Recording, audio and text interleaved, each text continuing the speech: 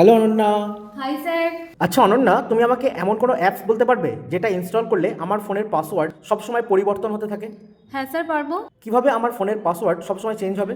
এর জন্য আমাদের প্লে স্টোর ওপেন করতে হবে, এরপর সার্চ করতে হবে স্ক্রিন লক টাইম পাসওয়ার্ড।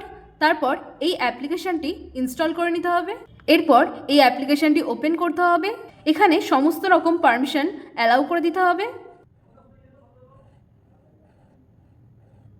এরপর এখানে ইনেবল লক অপশনটিকে অন করতে হবে। এরপর এখানে নিজের জন্মস্থানের নামটি লিখে সেভ করতে হবে। এরপর থেকেই আমাদের ফোনের পাসওয়ার্ড অটোমেটিক্যালি সবসময় চেঞ্জ হতে থাকবে।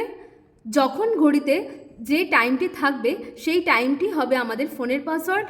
যেমন এখন বাজে 7:50, তাহলে আমাদের ফোনের পাসওয়ার্ড হবে 0750। আবার 7:51 সময় পাসওয়ার্ড হবে 0751।